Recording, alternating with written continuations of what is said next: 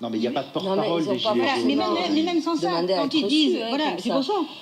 Mais quand ils disent sur les ronds-points, on les a entendus, vous avez beaucoup donné la parole, et vraiment c'est une bonne chose, à tous ces gens qui d'habitude ne l'ont pas. Mais quand sur les ronds-points, ils expliquent leur situation, je suis mère de famille avec 2 enfants, j'hésite entre les nourrir et les habiller, on ne peut pas entendre ça et répondre fiscalité énergétique. Et c'est là le blocage, et on ne peut pas non plus dire je ne changerai pas de cap. Tant qu'il continuera à dire je ne changerai pas de cap, c'est un point de blocage. Et pendant que vous parlez, regardez ces images des abords des Champs-Élysées. Alors, vous m'arrêtez si je me trompe, mais apparemment ils sont en jaune aussi, mais ce sont des nettoyeurs de la ville de Paris qui passent après les dégâts pour remettre tout ça en place. La mairie de Paris qui fait savoir que dès 7h demain matin, les tags sur l'Arc de Triomphe seront nettoyés.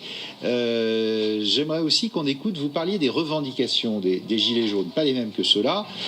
Écoutez Christophe Chalencon, il est l'un des porte-parole, si on peut dire, des Gilets jaunes, même s'ils ne le sont pas officiellement, dans le Vaucluse, et lui, franchement, a des idées particulièrement tranchées.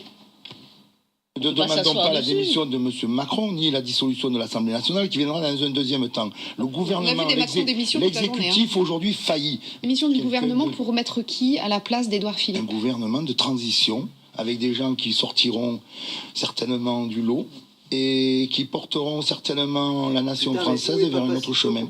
Si le gouvernement n'agit pas rapidement par rapport à cette vague citoyenne, aux européennes, vous allez avoir la porte royale pour le FN. Voilà. Intéressant, Sylvain Maillard, ce qu'il dit. Et il dit, j'ai voté Macron. Mais si on va pas plus loin, c'est le FN, le RN qui arrive. Et lui dit, démission du gouvernement, du président et dissolution de l'Assemblée. On en est là pour lui. Moi, je voudrais revenir sur du rationnel, parce qu'évidemment, on peut toujours penser que on enlève le président, on enlève... Non, mais les porte-parole des Gilets jaunes, ils sont porte-parole d'eux-mêmes. On l'a bien vu. Vous vous rendez compte, quand même, une invitation pour aller à la rencontre, quand même, c'est quand même assez inédit, du Premier ministre... Ils viennent pas. C'est-à-dire que n'importe qui autour de cette table serait invité pour aller rencontrer le Premier ministre, pour aller discuter, viendrait. Et évidemment que ce sera un moment important. Ils préfèrent pour beaucoup d'entre eux, pour plein de raisons, pour des raisons aussi de peur, d'ailleurs ils vous l'ont dit très simplement, de peur, de ne pas venir. Dissoudre l'Assemblée nationale, dissoudre le Sénat, plus de gouvernement, plus de... non, je crois que autour des ronds-points, c'est pas ça qu'ils nous demandent. Ce qu'ils demandent, c'est plus d'argent. Ce qu'ils demandent, c'est plus d'argent et dessus. Clairement ce qu'on souhaitait. Et donc, à un moment, il faut revenir quand même à un moment à du raisonnable et ne pas écouter.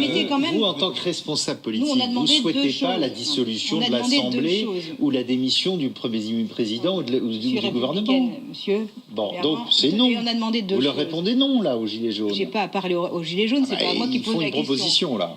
On a demandé 2 choses, une mesure d'urgence, d'accord, et un référendum, ce qui nous semble la solution. Maintenant, pourquoi on en est là? On en est là parce qu'on n'a pas répondu au départ.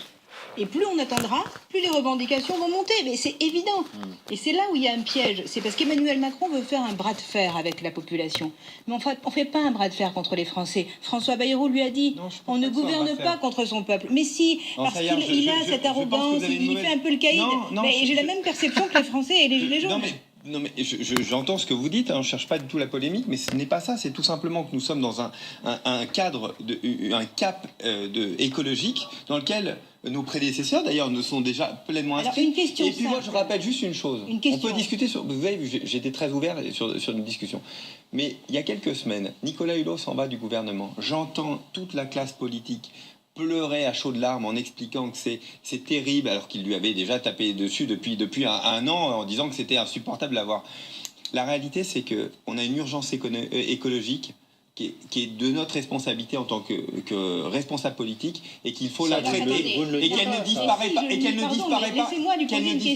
avec les Gilets jaunes ou pas. On peut discuter sur les modalités, mais sur la tendance profonde de décarboner notre économie, nous n'avons pas le droit de sortir de ça. Et monsieur Maillard, laissez-moi vous dire, pourquoi alors seulement 5% de l'augmentation des taxes étaient prévues pour la transition écologique. C'est faux. Vous mentez et vous augmentez aussi je- l'essence. je- 5% je- d'augmentation. Avec les rustines, on en est à 20. Ça veut dire que 80%, c'est pour remplir les caisses de l'État parce que vous avez augmenté la dépense publique. Je ne vais pas faire un débat économique ce soir. Mais en plus, ce n'est pas Donc, vrai. c'est pas vrai, ça ne va pas la transition écologique. pas vrai. Admettez-le et personne Mais n'y croit. 5%. Ce n'est pas jamais, C'est un chiffre. jamais le Bon, vous ministère n'êtes pas d'accord. de Non, mais la monsieur, transition vous savez écologique aussi, n'a eu vous savez. autant de moyens que lors de ce 5%. budget 2019. Jamais. Donc, moi, j'entends qu'on peut faire plus, j'entends qu'on peut faire... La réalité, c'est que nous n'avons jamais eu autant En d'argent pour réalité, faire c'est tous les plus projets. d'impôts pour remplir les Là, caisses de alors, l'État parce ok. que